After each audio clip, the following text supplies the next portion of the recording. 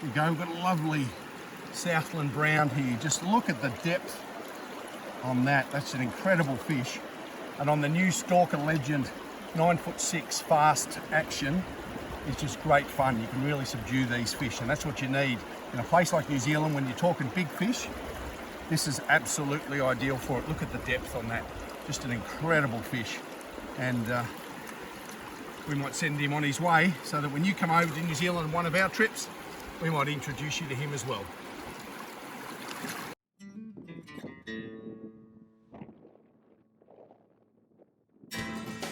Yep. Whoa!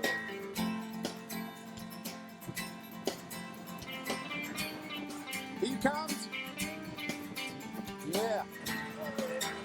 Whoa.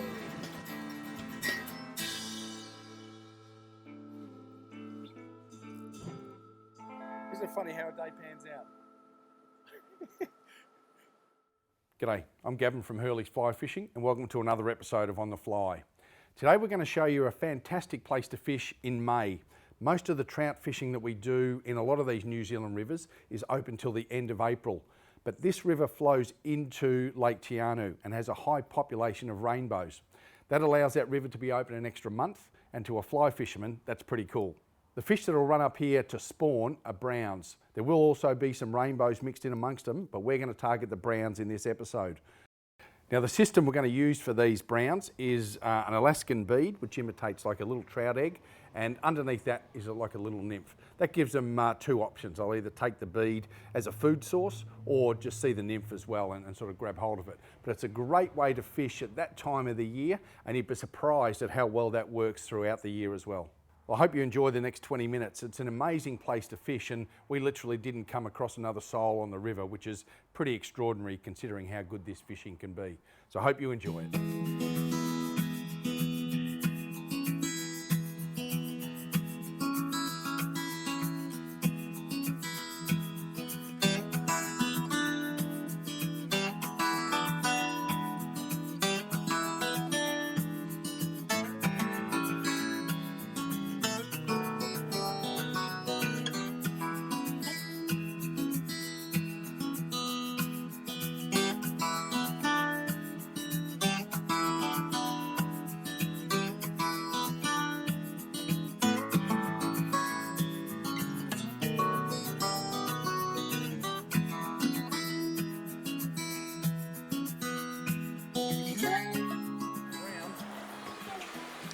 Great brown there, and I'll show you on an egg pattern that we have got from America that we learnt from some of the guys when we were fishing Alaska.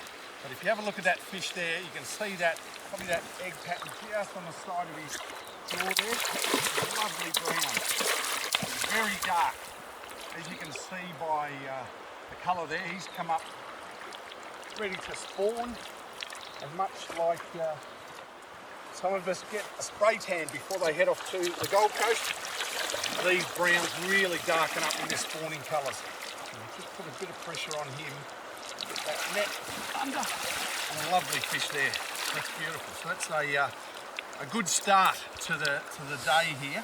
This is one of the little streams that flows into Lake Tianu, and it's open for an extra month because it has a high percentage of rainbows as well, which spawn a bit later. So still holds a lot of good browns like this one as well. So that's a pretty good start, and I'll show you this egg pattern. And it's a great place to spend a bit of time over in New Zealand. New Zealand McLean's lie detector. We're about a bit over 4 1/4, which is a lovely size fish anywhere, and particularly in New Zealand as well. Is still a beautiful fish at this time of the year. We'll get him out and give you a closer look, and then send him on his way to do his business. With that little catch and release tool, just unhooks that fly, and I'll quickly get him out. What we want to try and do is keep his gills in the water and oxygen going through for most of the time. So if you're going to take a photo, get everything ready and then quick pick him up and then let him go. But a wonderful fish, very dark, just stunning colours, ready for spawning. Just a bit over 4 1/4 pound.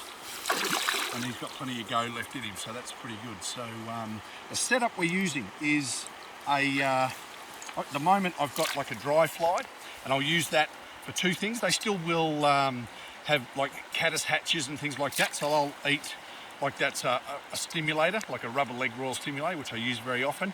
And on this we have a little bead which looks like a trout egg, and that floats down, and underneath that is a little nymph. So I'll see this bead, eat it, I'll strike when that indicator goes down, and the nymph will either hook them, or they could well even eat that nymph. It sort of doubles your chances. But if it works, all well and good.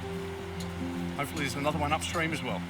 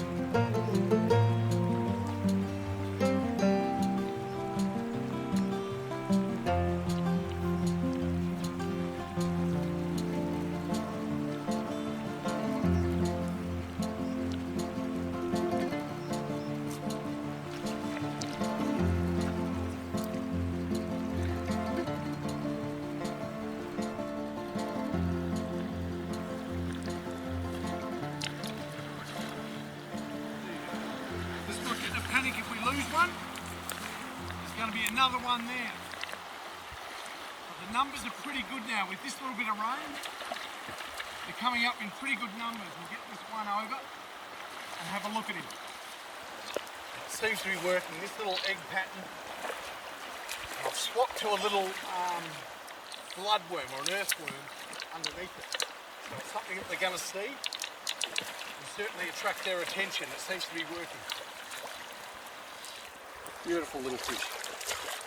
Stunning colours once they get ready to spawn. Just get him in the nets a little bit easier.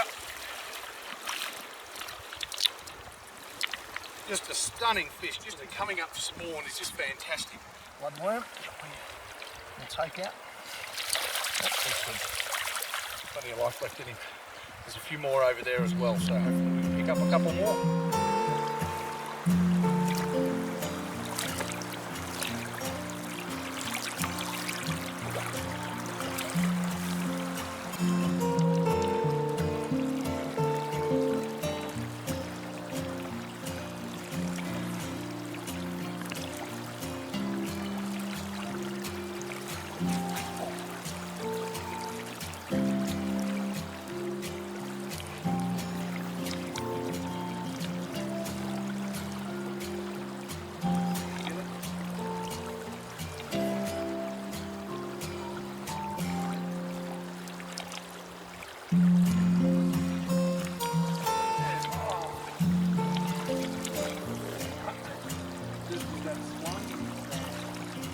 Hold of it.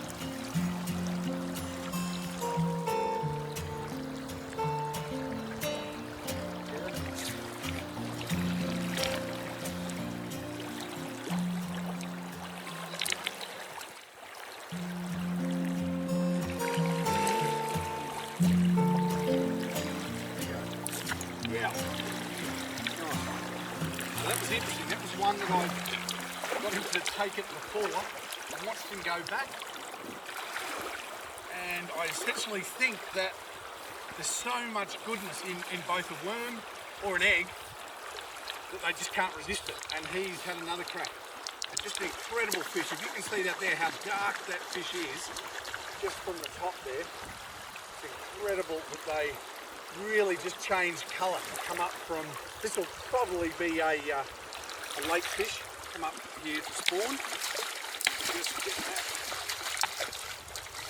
net under in here and get him in there. But that's a wonderful fish just the same, not as big as what the other ones have been, but still a stunning fish. And they have both browns and rainbows in this system, but it's certainly dominated by the browns at this time of year. And a good couple of pounds there. Yeah, good to go. Yeah, perfect. Plenty more. So in this fishery, you're just allowed to take one fish. We'll put them all back. I mean, it's much more fun catching them than it is eating them.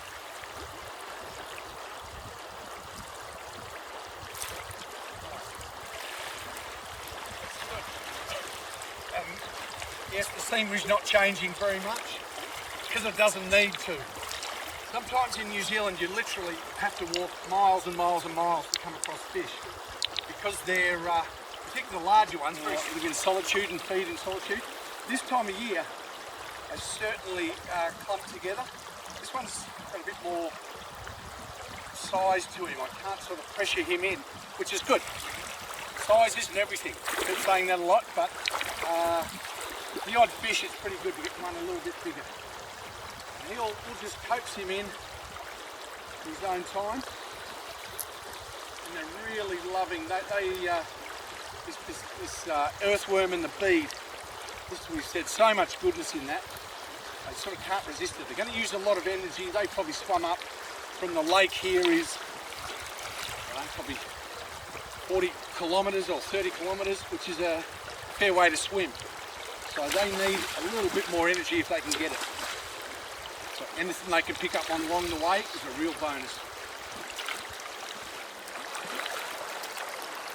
And you can just feel it from the moment I hooked it, and you do tend to give him a little bit of stick. This one held his ground a little bit more.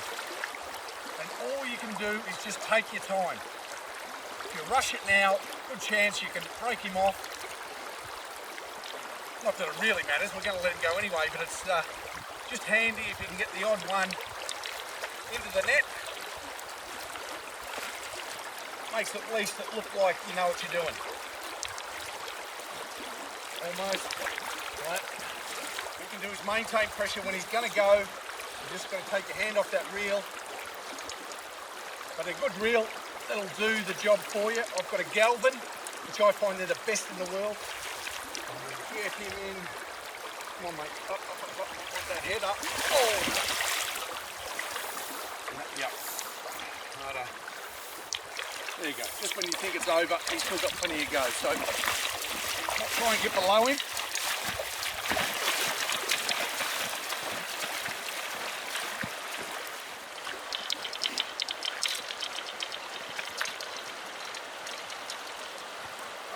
Working now into these little shallows.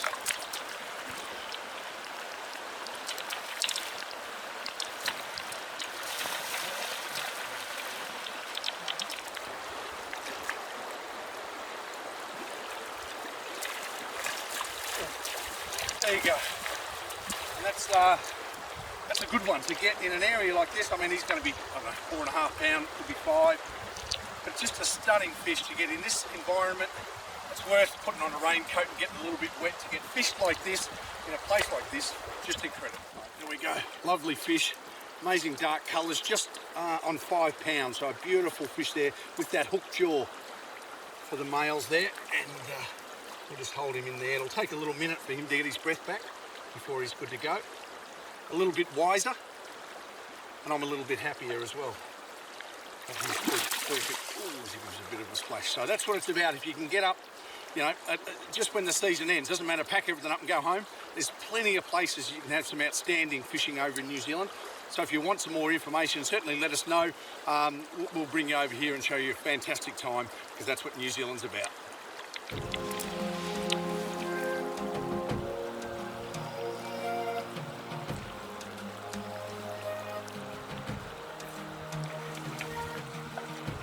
Similar sort of water.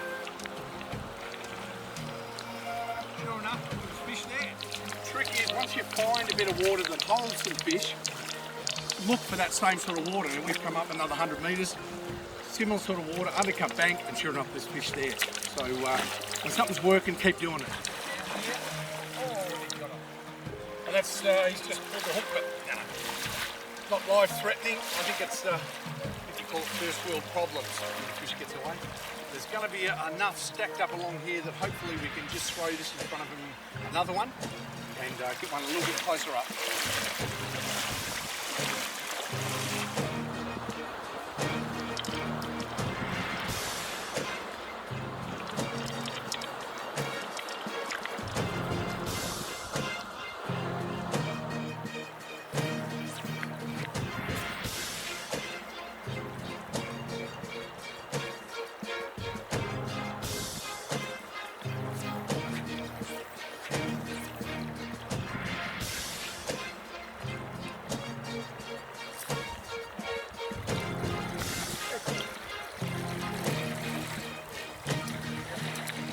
Good little fish there. You can just see him, and it's a little bit hard in this sort of light, but a good set of polarised glasses. I wear the tonics because I just find they're the best. And it allows you to see through this glare and find that fish, and then you can put that cast in front of it and eventually get him to take it. It all goes to plan. As long as you do the preparation first, you have a good rod. Put the Stalker Glide in a 6-weight, put the Rio line, Galvin reel, and a decent set of glasses so you can see the fish, and the whole plan comes together.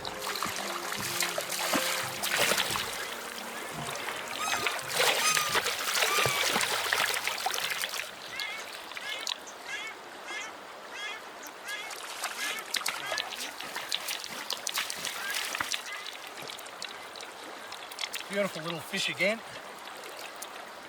Just get this out and let him go on his way. Stunning colours. You look at that, I mean, it's just a lovely brown, golden colour. Just perfect for this time of year.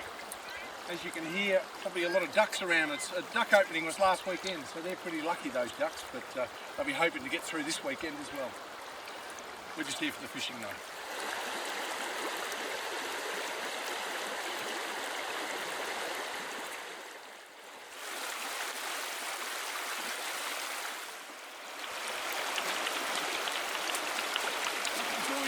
Once they get in that current, you get a good rod, hold that rod up high, let him force, take pressure off, and a good reel, and just let him take that line, we can get back.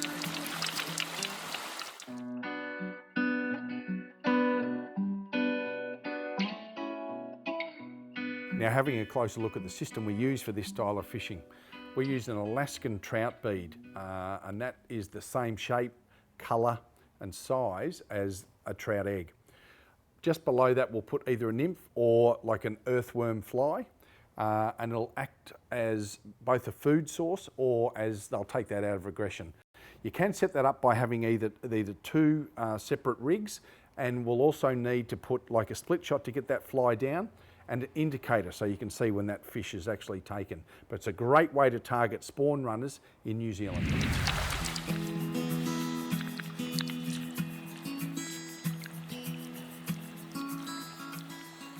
Right, a little bit of out of breath, but well worth it. I don't think he's done yet either. But a great fish, I mean, that's probably a couple 100 metres up there, and he's still got a bit of power, but we can just let him go. We've got to... Now we've sort of slowed down a little bit now. Get him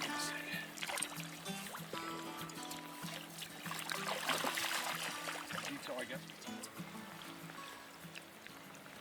Fantastic fish, 4.5 pounds. I'll just get him out of the net. But just stunning colours. I mean, if you have a look at that, the browns and creams, the spots, just incredible, and how thick that fish is across the back. And again, a male with that hooked jaw, and look at that, all ready to go, except he's lost a little bit of direction up onto the bank. We'll get him back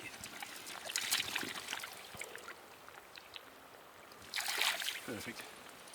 Excellent. Makes it all worthwhile. You get a stunning fish like that. I mean, we've caught bigger, but not as powerful as that, and you get a real thoroughbred. Really gives you a workout, and it's just fantastic.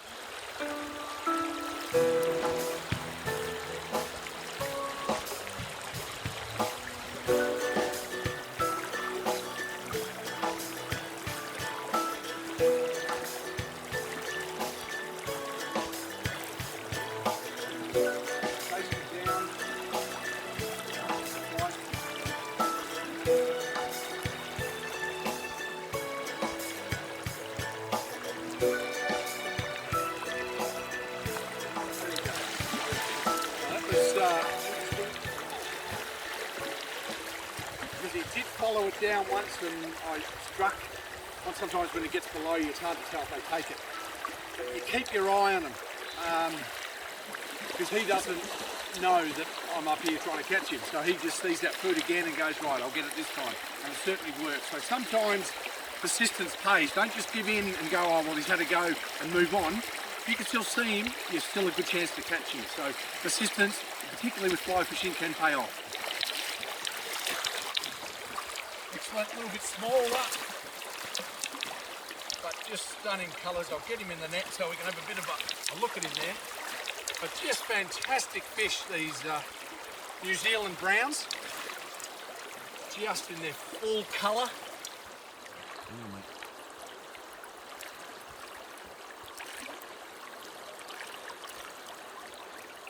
Great little tool, the catch and release. Just slides down the hook and gets it out. Not harming the fish. Just bring him out just before that rod doesn't float away. But a stunning fish. I mean, you look at that. That's just absolute gold. Absolutely gold. And that's a male with that hook jaw. Just a beautiful fish. Great condition. I mean, that's going to be 3 and a bit pound. And he's going to be good straight off, you know, which is fantastic. So that's what it's about. New Zealand's a wonderful place. You know, we do a lot of trips over here. Great dry fly fishing in the summer. It's just amazing because it's all sight. And once you get hooked on sight fishing, there's no other way you want to fish. But even when that majority of the season closes, there's places you can go to, like rivers like this that flow in and out of lakes, and you've got amazing sight fishing on these tiny little rivers. So it's something that you've just got to really give it a go, and I'm sure you're going to love it. So I hope you've enjoyed today's episode. It's been fantastic, if not a little wet bringing it to you, but it's been great fun. So I look forward to catching you on the fly.